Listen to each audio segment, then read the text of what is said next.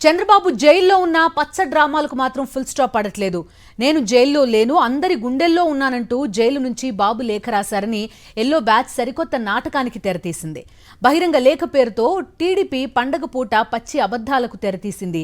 Jail నుంచే ప్రజలకు తమ పార్టీ అధినేత ఉత్తరం రాశారంటూ టీడీపీ అసత్య ప్రచారం చేస్తోంది. స్కిల్ స్కామ్ కేసులో తప్పించుకునేందుకు పచ్చ పార్టీ అధినేత చంద్రబాబు రోజుకో డ్రామా ఆడుతున్నారు. అయితే ఉత్తరం ఉత్తిదే అని రాజమండ్రి జైలు అధికారులు కొట్టిపారేస్తున్నారు. చంద్రబాబు లేఖ అంతా ఫేక్ అని, అదంతా బాబు ఇంద్రజాలమని అంటున్నారు. స్కిల్ స్కామ్ కేసులో తనకు అలవాటైన రీతిలోనే న్యాయ పరీక్షను ఎదుర్కోకుండా సాంకేతిక అంశాలను అడ్డుపెట్టుకుని తప్పించుకోవడానికి చంద్రబాబు ప్రయత్నిస్తున్నట్టు స్పష్టమవుతోంది. ఒకవైపు తప్పించుకునే మార్గాలు అన్వేషిస్తూ, మరోవైపు న్యాయం ఆలస్యం కావచ్చు గానీ అంతిమంగా గెలుస్తుందంటూ ఓ బహిరంగ లేఖలో చంద్రబాబు అడ్డగోలుగా దబాయించారు. అయితే జైలు నుంచి అలాంటి లేఖ ఏది తాము జారీ చేయలేదని రాజమండ్రి సెంట్రల్ జైల్ పర్యవేక్షణ అధికారి రాహుల్ స్పష్టం చేశారు. అంటే ఆ లేఖే నకిలీది అని తేటతెల్లమవుతోంది. జైలు నుంచి ప్రజలకు తన తండ్రి లేఖ రాశారనే పేరుతో లోకేష్ బహిరంగ లేఖను విడుదల చేసి నాటకమాడినట్టుగా స్పష్టమవుతోంది. ఇక ఆ లేఖలో రాసినవన్నీ పచ్చి అబద్ధాలే, అంతా కల్పితాలతో దాన్ని విడుదల చేశారు. స్కిల్ డెవలప్మెంట్ ముసుగులో ప్రభుత్వ ఖజానా నుంచి అడ్డంగా దోచేసి దొరికిపోయిన కేసులో చంద్రబాబును ఏసీబీ కోర్టు రిమాండ్పై జైలుకి పంపింది. రాజకీయ కక్ష సాధింపు చర్యల్లో భాగంగా తమ అధినేతను అరెస్టు చేశారంటూ టీడీపీ నేతలు ఎంతగా దుష్ప్రచారం చేస్తున్నా ప్రజల నుంచి సానుభూతి కాదు కదా, కనీస స్పందన కూడా లభించడం లేదు.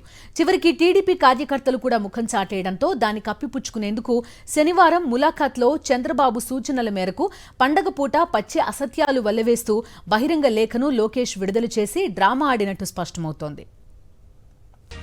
తన సామాజిక వర్గంలో కొందరు మినహా ఎవరూ స్పందించకపోయినా ఉవ్వెత్తున ప్రజా చైతన్యం ఎగసిపడుతున్నట్టు ఆ లేఖలో చిత్రీకరించడం గమనార్హం. తన రాజకీయ అరంగేట్రం నుంచే చంద్రబాబు అక్రమాలకు తెరతీశారు. ఎన్టీఆర్కు వెన్నుపోటు పొడిచి 1995లో అధికారాన్ని చేజిక్కించుకున్నాక అవి పరాకాష్ఠకు చేరాయి. 1995 నుంచి 2004 వరకు చంద్రబాబు పాల్పడ్డ అక్రమాలు, ఆయన అక్రమాస్తులపై విచారణ జరపాలంటూ ఎన్టీఆర్ భార్య లక్ష్మీ పార్వతితో పాటు ప్రస్తుత టీడీపీ పంచన చేరిన మాజీ మంత్రి కన్నా లక్ష్మీనారాయణ వరకు కోర్టులో 17 కేసులు వేశారు. ఆ కేసుల్లో విచారణ ఎదుర్కొంటే దొరికిపోతాననే భయంతో స్టేలు తెచ్చుకుని చంద్రబాబు బతుకుతున్నారు. చివరికి స్కిల్ స్కామ్లో అడ్డంగా దొరికిపోయారు. అలాంటి వ్యక్తి దేశభక్తుడిలా అంతిమంగా గెలిచేది న్యాయమే అని నమ్మబలకడాన్ని రాజకీయ పరిశీలకులు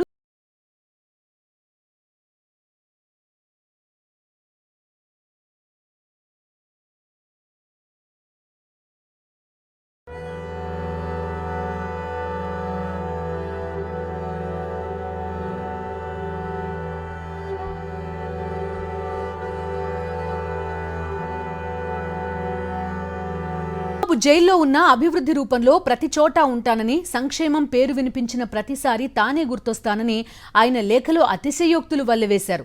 విభజిత రాష్ట్రంలో చంద్రబాబు దోపిడి మినహా సంక్షేమం ఎక్కడా కానరాదు. రాష్ట్ర సమగ్రాభివృద్ధికి దిక్సూచిలా నిలిచే పోలవరం ప్రాజెక్టును కమిషన్ల కోసం చంద్రబాబు ఏటీఎంలా మార్చుకుని విధ్వంసం సృష్టించారని సాక్షాత్తు ప్రధాని మోదీ చేసిన వ్యాఖ్యలే నిదర్శనం. అమరావతి భూకుంభకోణం నుంచి స్కిల్ స్కామ్ వరకు అనేక అక్రమాలకు పాల్పడిన చంద్రబాబు ఖజానాను కొల్లగొట్టి పేదల నోట్లో మట్టి కొట్టారన్నది యథార్థం. అందుకే రిమాండ్పై చంద్రబాబు జైల్లో ఉన్నా ఎవరూ పట్టించుకున్న దాఖలాలు లేవని రాజకీయ పరిశీలకులు విశ్లేషిస్తున్నారు. చంద్రబాబు లేఖకు కౌంటర్ ఇచ్చారు మంత్రి అంబటి రాంబాబు. 12 అంశాలను ప్రస్తావిస్తూ చంద్రబాబుకు బహిరంగ లేఖ రాశారు. జైల్లో లేకపోతే న్యాయ పోరాటం ఎందుకని లేఖలో ప్రశ్నించారు. క్వాష్ పిటిషన్లు, బెయిల్ పిటిషన్లు ఉపసంహరించుకోవాలని సూచించారు. చంద్రబాబు ప్రజల గుండెల్లో ఉన్నట్టయితే ఆయన పేరు చెబితే గుర్తుకు వచ్చే పథకాలు తెలియజేయాలని ప్రశ్నించారు. స్కిల్ స్కామ్లో కర్త, కర్మ, క్రియ చంద్రబాబు కాబట్టే ఆయన జైల్లో ఉన్నారని, కోర్టులే ఆయనకి రిమాండ్ విధించి జైల్లో పెట్టాయని స్పష్టం చేశారు.